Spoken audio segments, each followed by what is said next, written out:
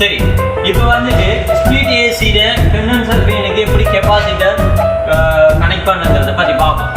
இதுக்கு வந்துட்டு 6 microfarad capacitor வந்துட்டு தேவைப்படுது. அதை நம்ம வந்துட்டு எடுத்துக்கிட்டோம். இதில் வந்துட்டு இந்த கண்டென்சர் ஃபேனுக்கு வந்துட்டு 3 வயர் வருது. முதலாவது வந்துட்டு கருப்பு நிற வயர், இரண்டாவது மஞ்சள், மூன்றாவது ஒரேஞ்ச் கலர் வயர். இதுல வந்துட்டு நம்ம மல்டிமீட்டர் அனலாக் மல்டிமீட்டரை பயன்படுத்தி இதுல 3 முடிவனங்களையும் அளந்த போது இந்த கருப்பு வயர் வந்துட்டு கொமனாகவும், இந்த மஞ்சள் நிற வயர் வந்துட்டு ஸ்டார்டிங் ஆகவும், இந்த ஒரேஞ்ச் கலர் வயர் வந்துட்டு ரன்னிங் ஆகவும் பெறப்பட்டது. இப்ப நீங்க இந்த வயர் 3ஐயும் பார்க்கலாம்.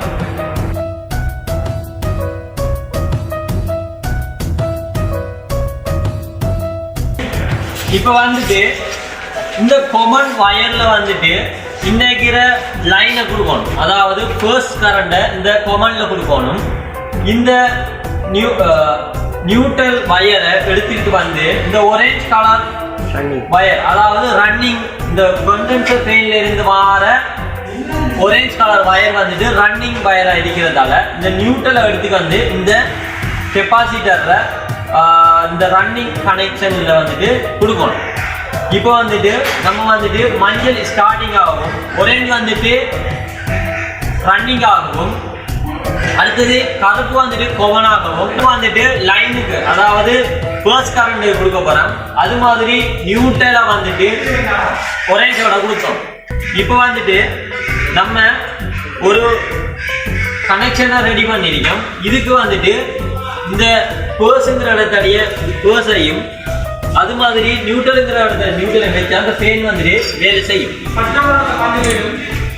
சரியா? அப்படியே முன்னுக்கும்.